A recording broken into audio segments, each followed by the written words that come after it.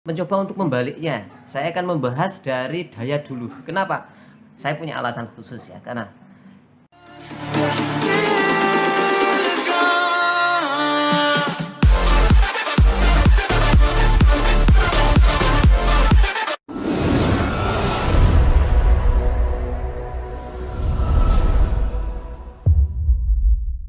Assalamualaikum warahmatullahi wabarakatuh. Apa kabar sahabat klinik pagi berbahagia? Kali ini saya ada di meja kerja saya ya. Kali ini saya akan membahas tentang daya dan energi. Ini materi untuk kelas 9 SMP tepatnya. Tapi untuk sahabat klinik IPA yang berprofesi apapun boleh-boleh saja menyimak materi ini ya. Karena ini ada hubungannya dengan bagaimana kita untuk tips untuk menghemat energi listrik yang kita pakai. Kita tahu sendiri sekarang tarif dasar listrik itu cukup mahal ya. Saya itu per bulan itu bayar listriknya 230-an, padahal standar saja yang saya pakai itu ya. Ya semoga kedepannya listriknya semakin murah gitu ya. Energi dan daya listrik, kita mulai dari apa ya, energi dulu apa daya dulu. Kalau buku secara matematis biasanya dibahas dari energi dulu ya, tetapi kali ini saya akan mencoba untuk membaliknya. Saya akan membahas dari daya dulu. Kenapa? Saya punya alasan khusus ya, karena alat listrik itu, di alat listriknya ini seperti lampu atau apapun, biasanya itu yang ditulis bukan energinya tapi daya. Nah, sahabat klinik IPA tahu enggak daya itu apa? Sudah ya? Oke, di kelas 8 sudah pernah sebetulnya kalau kalian ingat ya.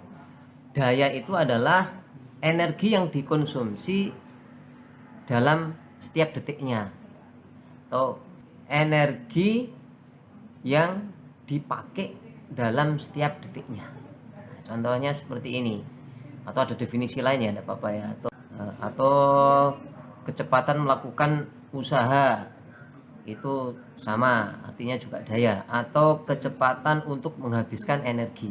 Nah, tepatnya kalau di alat listrik ini adalah kecepatan menghabiskan energi. Yang dihabiskan apa ya? Energi listrik. Contohnya nih lampu ini, saya bawa lampu ini 15 watt. Kalau jenis lampu ini tulisannya nggak begitu kelihatan sih. Ini di kacanya bening, tulisan warnanya tapi percayalah padaku ya, ini tulisannya 5 watt. Nah, pertanyaannya, dua jenis lampu ini yang lebih banyak mengkonsumsi energi listrik yang mana? Betul, yang ini, yang 15 watt. Artinya 15 watt itu adalah dalam setiap detik lampu ini akan menyerap 15 joule energi listrik. Kalau ini 5 watt, artinya dalam setiap detik akan menyerap energi listrik sebanyak 5 joule untuk dikonversi menjadi energi cahaya. Itu artinya ya.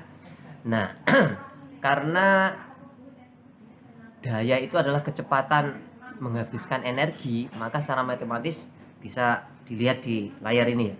P sama dengan W per T, ya kan? Nah, sehingga energinya itu adalah P dikalikan T. Nah, dari sini informasi yang kita peroleh dari bungkus alat elektronika atau dari lampu atau dari alat-alat yang lain, maka buat itu akan memberikan informasi kepada pengguna alat adalah energi yang diserap per detiknya. Jadi artinya energi yang dihabiskan oleh alat listrik yang kita pakai itu sangat bergantung pada besarnya daya dan lama pemakaian. Oleh karena itu energi bisa kita tulis W sama dengan P dikali T. Jadi semakin tinggi spesifikasi daya pada alat listrik yang kita pakai, itu menyatakan semakin boros energi. Yang kedua, semakin lama kita pakai juga akan semakin banyak menghabiskan energi. Jadi ada dua komponen, yaitu daya dan waktu penggunaan. Untuk itu kalau kalian pengen menghemat energi listrik supaya bayarnya tidak mahal, maka pilihlah alat listrik yang dayanya rendah dan jangan terlalu banyak jangan terlalu lama untuk dinyalakan. Misalnya kalau menyalakan lampu ya secukupnya saja, kalau sudah terang nggak usah. Terus satu lagi tuhnya jumlah, jelas ya. Kalau jumlah alat listrik yang kita pakai akan semakin menambah konsumsi energi listrik. Nah, itu sahabat ini kita prinsipnya ya. Nah, sekarang oh iya, sebelum kita membahas di kelas ya, di rumah itu kan ada alat untuk mencatat berapa banyaknya energi yang kita pakai per bulan. Biasanya ada pencatat dari tugas PLN. Namanya apa? Namanya KWH meter. Nah, nanti. Nah, ini contoh di rumah saya sebagai berikut. Ini adalah KWH meter yang biasanya ada di rumah-rumah. KWH meter itu panjangannya adalah kilowatt jam. Watt jam itu satuan energi, artinya KWH meter itu alat untuk mencatat berapa banyaknya energi yang dihabiskan dalam sebuah rumah. Nah, dari KWH meter itulah kemudian akan diperoleh berapa banyaknya energi yang dihabiskan. Tinggal nanti kalau misalnya dalam satu bulan habis 100 kWh, maka nanti PLN akan memberikan tarif per kWh-nya, tarifnya berapa. Misalnya kalau 2000 ya dikalikan 2000 ya. Tapi nanti ada pajak penerangan jalan dan seterusnya. Sehingga nanti kalau bayar bisa dihitung. Nah, nanti akan kita bahas lebih lanjut di materi atau video berikutnya. Nah, selanjutnya untuk mengetahui apa hubungan daya dan energi dan bagaimana kita mengaplikasikannya kalau kita ketemu sebuah rangkaian listrik sederhana, maka akan saya bahas secara matematis ya. Nah, untuk itu tentu kita akan butuh papan tulis. Yuk kita ke kelas dulu untuk membahas ini.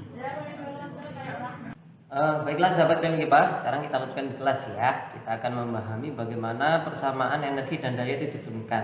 Tadi kalian sudah mengerti bahwa hubungan antara daya dan energi itu adalah energi sama dengan daya dikalikan waktu. Saya tulis di sini ya, energi sama dengan daya kali waktu. Seberapa banyak energi yang kita habiskan ketika kita menggunakan alat listrik itu tergantung alat listrik itu dayanya rendah atau tinggi. Kalau dayanya besar maka akan menghabiskan lebih banyak energi. Kemudian lama pemakaian. Satu lagi adalah jumlah. Oke, sekarang kalian mungkin sudah sangat familiar bahwa energi itu rumusnya adalah V kalikan I kalikan T. Kok bisa seperti itu, dari mana? Yuk kita lihat contoh sederhana seperti ini ya. Ini ada sebuah rangkaian, ada sebuah lampu dihubungkan dengan sumber tegangan V. Tapi yang harus kita pahami, kita membahasnya adalah kita anggap tegangannya itu kontinu, yaitu kita anggap tegangan DC ya, sehingga arusnya juga harus kontinu. Karena kalau pembahasan tentang AC, arus AC atau tegangan DC nanti pembahasannya akan sedikit lebih rumit. Karena ini untuk pemula, khususnya untuk siswa SMP, maka sekali lagi kita batasi masalahnya, tegangannya kita anggap tegangan kontinu, arusnya juga arus kontinu atau tegangan dan arus DC. Dulu kalian sudah pernah belajar ini ya, masih ingat ya? Tegangan itu adalah usaha yang dibutuhkan untuk memindahkan sejumlah muatan. Ini kan? Nah, dari sini ini kan usaha. Usaha itu sama dengan energi. Oleh karena itu, besarnya energi itu sama dengan V dikali dengan Q. Oh, kalian sudah ngerti rumus ini, ya kan? Di awal bab listrik, baik listrik dinamis sama listrik statis kita singgung. Nah, berarti sekarang kita turunkan.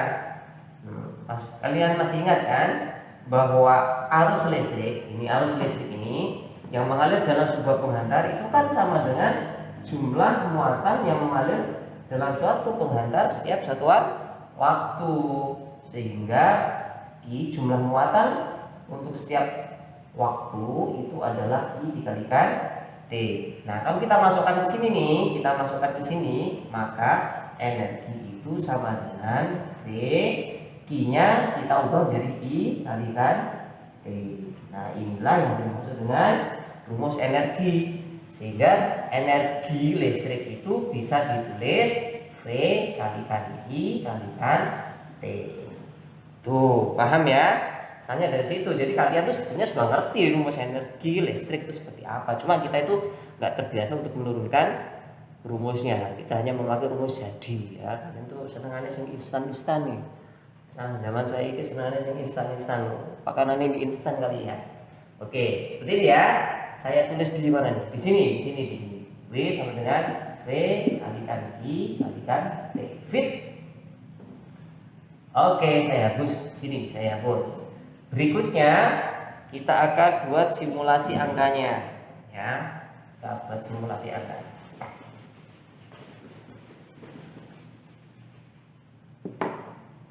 Misalnya nih, tegangannya yang kecil aja 10 volt. Oke, 10 volt. Ini ternyata arus yang mengalir adalah 2 ampere. Nah, misalnya 2 ampere. Terus hambatannya berapa ya? Masih ingat rumus ohm? Kita cari tegangannya 10, harusnya 2, maka R-nya adalah V dibagi I, yaitu 10 dibagi 2, yaitu 5 ohm. Misalnya ini hambatannya 5 ohm. Sekarang berarti daya lampunya ini, energi yang dibebaskan lampunya ini, energinya ini, kalau ini dinyalakan selama 1 jam misalnya, 1 jam, berarti nanti energinya adalah V sama dengan V dikalikan I dikalikan T. V nya 10, I nya 2 ampere, T nya lama pemakaiannya 1 jam, 1 jam misalnya. Nah, berarti 10 kalikan 2 namanya 20 volt ampere jam, atau kita sebut 20 watt jam. Lihat, yang ini tuh satuannya watt. Coba lihat ini, tut. Nah, bentuk seperti ini. Berarti VI itu menyatakan daya. Nah, jadi VI itu menyatakan daya, makanya dayanya itu V kalikan I. Karena ketika kita tambah T maka akan jadi energi. Begitu ya. Ini satuannya adalah energi. 20 watt jam, atau kalau kita buat kilo berarti dibagi 1000. 20 per 1000 kilowatt jam. Nah, kilowatt jam inilah yang akan tertulis pada kWh meter. Tapi ingat, satuan kWh ini bukan satuan standar nasional sebetulnya ya. Karena kalau satuan standar nasional, satuan standar internasional, waktunya tidak boleh dalam jam, tapi harus diubah ke dalam detik. Ini kalau kita buat satuannya standar internasional, W sama dengan V kalikan I kalikan T, karena waktunya 1 jam berarti 10 kalikan 2 dikalikan 3600 sama dengan 72 ya, 72 1 2 3 Joule satuannya, atau 72 kilojoule. Angkanya menjadi jauh lebih besar. Ora ketok. Nah iki. Nah, seperti ini ya. 72 kilojoule. Nah, ini satuan dalam SI. Tetapi PLN lebih suka satuan ini.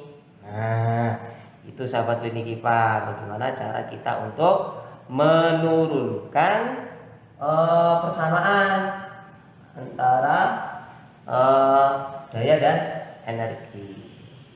Lihat ya, dayanya itu V kalikan I, kalau energinya ditambah waktu VIT. Nah, atau bisa diubah menjadi rumus yang lain. Bisa kalau kita turunkan dengan menggunakan persamaan ohm. Caranya gini. Caranya gini, Nah, rumus dasarnya ini ya, V I kalikan T. Ini rumus yang pertama. Berarti dayanya adalah V kalikan I. Nah, kalau I itu kita ubah, I berdasarkan hukum ohm itu kan berarti V dibagi R, ya kan? Nah, sekarang kita masukkan V kalikan V per R, ini menyatakan I kalikan T, maka jadilah V kuadrat dibagi R dikalikan T. Ini juga menyatakan daya. Berarti dayanya boleh V kuadrat per R. Nah, gitu. Yang lain, seandainya V-nya kita ganti V itu adalah I kalikan R, maka nanti energinya menjadi V I T. V-nya adalah I R kalikan T, jadinya irit atau I kuadrat kalikan R T. Ya, lihat ada, kelihatan ya, irit. Oke, nah ini menyatakan gayanya. Jadi gayanya bisa P sama dengan I kuadrat kalikan R. Oke, seperti ini caranya ya. Nah, oh ya, saya hampir lupa.